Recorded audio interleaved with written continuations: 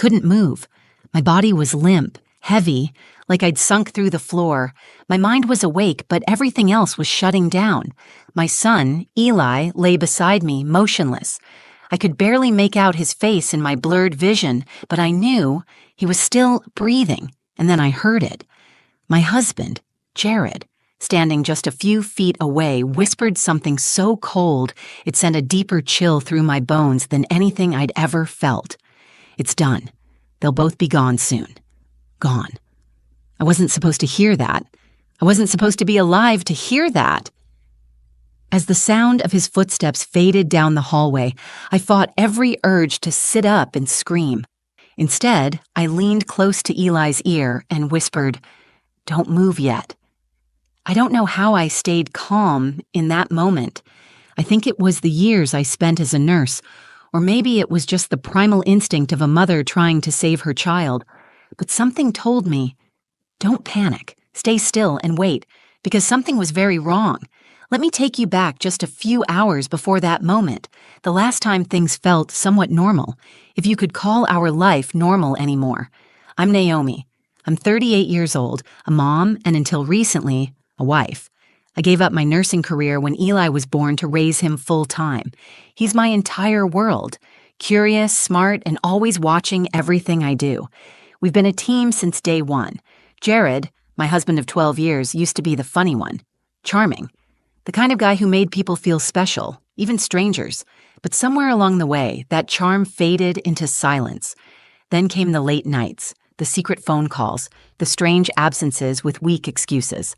Still, I held on, for Eli, for the life we built, for the hope that maybe the man I married was still in there somewhere. So when Jared said he wanted to cook dinner for us, a rare thing, I thought maybe, just maybe, he was trying again, trying to be present, to connect. He said he had a special recipe he wanted to try. Steak, mashed potatoes, green beans, simple but comforting. Eli was excited. He loved when Jared made an effort, no matter how small. We sat at the table. The food smelled, okay, a little off, but I didn't say anything. Jared was watching us, smiling more than usual, almost too much. I took a few bites. Eli did too. That's when I felt the first wave, lightheadedness, the room spinning just slightly. My mouth went dry, my stomach turned. I looked at Eli. He was rubbing his eyes, blinking slowly. He whispered, "Mom, my tummy hurts." That was the moment I knew something was horribly wrong. I remember thinking, this is not food poisoning. This is something else. Then everything went dark, except my thoughts, except my instinct. I collapsed beside my son and did the only thing I could think to do, pretend. I lay there completely still, listening. And that's when I heard Jared's voice. It's done. They'll both be gone soon. Gone. Those words will echo in my mind for the rest of my life. What happened next? Even I didn't see it coming. If you asked me a year ago, I would have told you my life was boring, in the best way. We lived in a quiet neighborhood just outside Atlanta, one of those places where people wave when you drive by and the mailman knows your dog's name. Our house wasn't fancy, but it was warm, safe. Or at least, I thought it was. I spent most of my time at home with Eli. He's 11, sharp as a tack and way too observant for his age. He always asks a million questions, wants to know why things happen, how things work. I used to joke that he was my little scientist. He'd follow me everywhere, mimicked everything I did, how I stirred my coffee, how I folded the laundry, even the way I hummed to myself when I was thinking. Being his mom is the one thing I've never questioned. I may not have had a big career or fancy degrees like Jared, but I had Eli, and he made my life full. Jared and I met when I was 25. He was tall, quick-witted, charming. The kind of guy who made you feel like the center of the universe when he looked at you. He was working in finance, already making good money, and he had this way of taking charge in a room. Confident, but not cocky. At least not back then. We got married within a year. And at first, he really was amazing. The kind of husband everyone said I was lucky to have. He surprised me with flowers, wrote notes on sticky pads, made playlists for long drives. When Eli was born, he cried harder than I did. I remember thinking, this is the man I'll grow old with. We're going to build a beautiful life. But time changes people. Somewhere in the last 2 years, something in Jared started to shift. At first, it was little things. He stopped joining us for family movie nights. He stopped laughing at Eli's jokes. He stopped kissing me on the forehead before leaving for work. I told myself it was stress. His job was intense, long hours, demanding clients. I figured he just needed space. But then came the locked phone, the whispered calls behind closed doors, the way he'd leave the house without saying where he was going or when he'd be back. I asked questions. He got defensive, said I was being paranoid, controlling. So I stopped asking. I went quiet too. For Eli's sake, I kept things smooth on the surface. Smiles at dinner, small talk, the illusion of normal. And then, just last week, something strange happened. Jared came home early, earlier than he had in months, and for the first time in a long time. He looked relaxed. He kissed Eli on the head, looked me in the eye, and said, "I'm cooking dinner tonight." I blinked. "Since when do you cook?" He shrugged. "Just wanted to do something nice. You've been working so hard lately." It was such a small thing, but it felt huge. Suspicious, even. But at the same time, I wanted to believe him. I wanted to believe that maybe, after everything, he was trying to come back to us. So I smiled. I told him that sounded wonderful. That night, I set the table with the good plates. Eli picked out music to play while we ate. Jared was in the kitchen, humming to himself while stirring the mashed potatoes. It almost felt normal again. Almost. But in the pit of my stomach, something was off. A quiet whisper of instinct I didn't know I'd need to listen to until it was nearly too late. I remember watching Jared that night standing over the stove, stirring the mashed potatoes like it was something he did every day. But he didn't. Jared had never cooked a full meal. Not in the 12 years we were married. Not once. So yes, I was surprised. But more than anything, I was trying to convince myself this was a good sign. A fresh start. I wanted it to be. Dinner was served around 6. Eli had set the table, putting out the mismatched cloth napkins he thought were fancy. He was excited. His dad was finally doing something just for us, something normal. The food looked fine. Steak, a little overcooked, green beans with too much garlic. But it was the mashed potatoes that stuck out. They looked off. Too smooth, too shiny. I don't know how else to describe it. I took a bite. The texture was strange, too creamy, almost like glue. The taste wasn't bad, but there was a bitterness under the butter. I pushed the fork aside and reached for my water, swallowing hard. Eli took a few bites, too. I watched him. He made a face, but kept eating. Jared was watching us, saying very little, just sitting there, smiling. I remember saying, "These potatoes taste a little funny." And Jared, he laughed, said something like, "Guess I'm not as good a cook as I thought." Then he stood up and started clearing his plate, before he'd even finished eating. That's when I felt it. The dizziness started in waves, not the kind that comes from standing up too fast, but the kind that made the room tilt sideways. My fingers went numb. My throat felt dry, thick. I blinked, trying to steady myself. Across the table, Eli had gone quiet. He was rubbing his stomach, eyes wide. His little fork clattered to the plate. He looked at me and whispered, "Mom, my tummy hurts."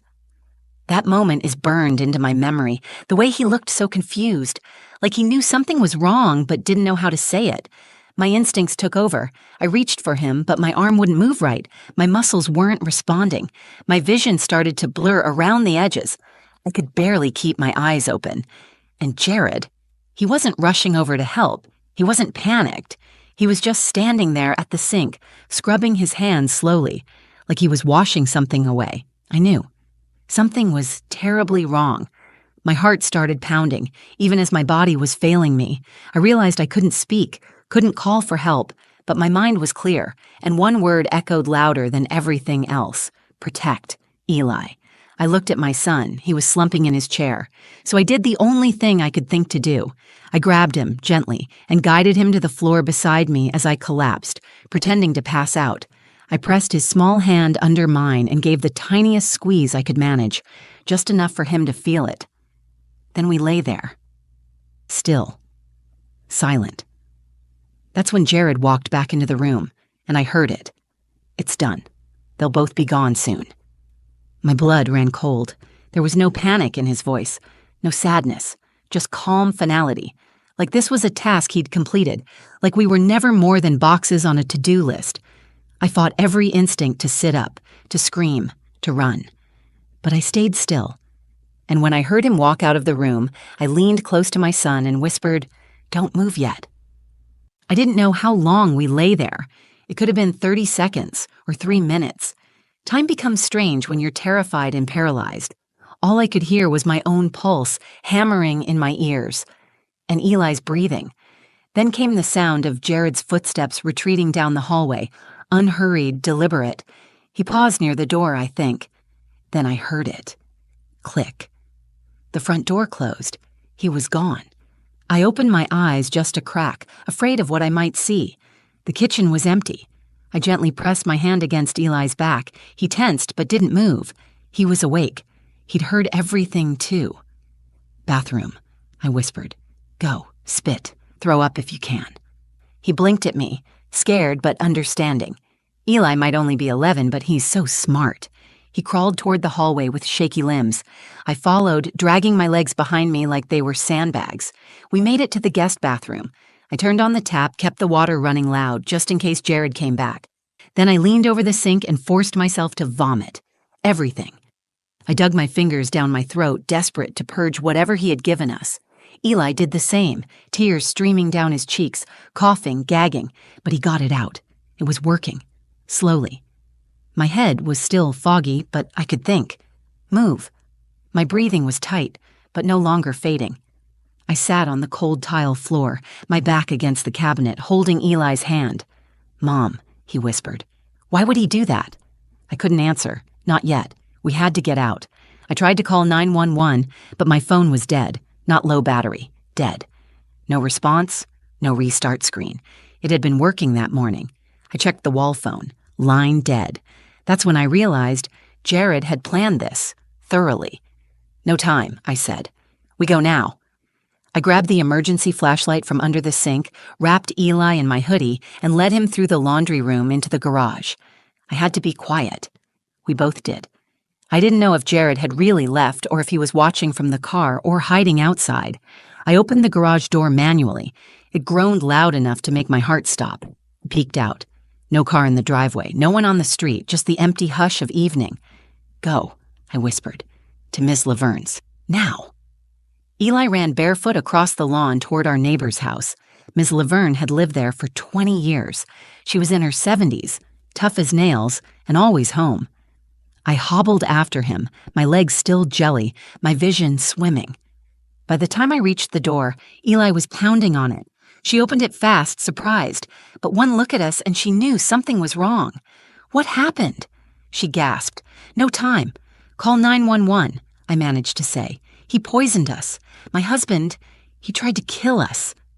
The look on her face changed from shock to action. She pulled us inside, locked the door, and grabbed her phone. Within 5 minutes, I could hear the sirens, and for the first time in what felt like forever, I let myself breathe. We were still alive, but this was far from over. The ambulance lights flashed against the walls like red lightning as the paramedics rushed us out of Ms. Laverne's house. Eli was trembling under the emergency blanket they'd wrapped him in, holding onto my hand like he thought I might disappear. My body was still fighting to stabilize. My vision was sharp 1 second, swimming the next, but I was conscious, alive. And so was Eli. That was all that mattered in that moment. At the hospital, they ran tests immediately. Blood work, toxicology screens, vitals. Nurses moved fast. I knew that speed. I used to move like that when I was the one wearing scrubs. The doctor came in with the results within the hour. "It was a sedative," he said, "crushed and mixed into the food. Probably benzodiazepine. Very high dosage. You were lucky you vomited it out when you did." Lucky. That's what they all kept saying. But this wasn't luck. It was deliberate. And not just what he did, but what I did. The whisper to Eli, the bathroom, the escape. That was instinct. That was survival. When the officer arrived to take my statement, I told him everything, word for word, step by step. Then I asked, "Did they find him?" The officer's jaw tightened. "He's not at the house. The car's gone. We've issued a statewide alert." I felt my stomach drop again, not from poison this time, but from the sickening possibility that he could get away with this, that he might disappear and leave us always looking over our shoulders. But then, less than 48 hours later, they caught him. At the airport, trying to board a flight to Belize with a fake passport and a second phone. He hadn't just poisoned us and run. He had planned this for weeks, maybe longer, and it wasn't until my sister Alina flew in that the final puzzle piece slid into place. We were sitting in the hospital room, Eli finally asleep in the bed next to me. Alina leaned forward with this look on her face, part disbelief, part heartbreak. "I didn't want to say anything," she whispered. "But Naomi, Jared's been cheating. I've known for 2 months." I just stared at her. She went on. "I saw him, with a woman, young, maybe 25. They were at that restaurant by Midtown. He kissed her. I followed them. They went back to a condo. I didn't tell you because I wasn't sure what to do. I thought maybe he was just having a crisis." A crisis? Number, this was never just an affair. This was an exit strategy, and it got worse. That woman? Turns out she came from a wealthy family. Her father had passed away recently. She was set to inherit a sizable fortune, but only if she married someone with no children and no prior debts. Jared then was trying to create that version of himself, free of a wife, free of a son, free to start over. The poisoning, the fake documents, the airport escape, it all made sense now. He wasn't just trying to leave us, he was trying to erase us. They charged Jared with attempted murder, felony child endangerment, and use of a controlled substance with intent to cause harm. He pled not guilty at first, until the evidence was stacked too high to climb out of. He's now serving life in prison, with no chance of parole. And me? I'm still putting the pieces back together. But the truth? I'd rather live in broken pieces than in a perfect lie.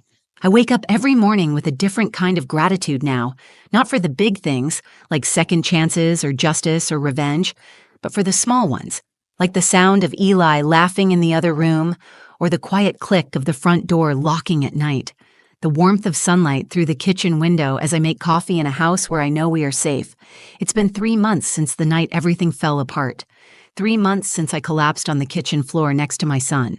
3 months since I heard my husband, Jared, whisper that we'd be gone soon. It's surreal to say those words out loud. Even now, it doesn't feel real. But it was, and we're still here. Eli and I both made full physical recoveries. Doctors said the sedative dosage was dangerously high, meant to mimic an accidental overdose, something that could be explained away, dismissed. If we hadn't thrown it up in time, we might not be here to tell this story. That thought follows me like a shadow. Eli doesn't talk about his dad much. Sometimes I catch him staring out the window, quiet, lost in his thoughts. Other times, he'll crawl into my bed in the middle of the night just to be near me. I don't push him to talk. I let him lead. He's healing in his own way. So am I. We're living with my sister Alina for now. She's been our anchor, and despite the guilt she felt for not telling me about Jared's affair sooner, I never once blamed her. Because here's the truth. We all miss things we don't want to see. I didn't want to believe Jared was capable of hurting us. That the man I married, the father of my child, was planning our erasure like it was a business move. But he was. The motive was as cold as the act. Money, image, a future that didn't include us. He pled guilty in the end. There was too much evidence to fight. The poisoning, the fake ID, the plane ticket, the bank transfers. He's now serving life without parole. And while I can't say I found peace yet, I found something more important. Clarity. People always ask me what I learned from this, what I'd say to other women or anyone in a situation like mine. So here it is. Listen to your instincts, even when they whisper, even when they don't come with proof. We're taught to be polite, to give people the benefit of the doubt. But sometimes, doubt is the benefit. When your body tells you something is wrong, believe it. When your gut clenches without explanation, pay attention. When you feel the air shift in a room, the mood darken, the silence stretch, that's your warning. I ignored it for too long. I let fear of confrontation be louder than fear of danger. Never again. The night Jared tried to poison us, my survival didn't come from strength. It didn't come from training. It came from stillness, from listening, from not moving until the time was right. That small, quiet decision saved my life, and it saved my son. Now every day is a new chance to protect him the way I couldn't before, not just from harm, but from silence, from doubt, from believing that love means ignoring your own voice, because real love, the kind that lasts, never puts you in danger.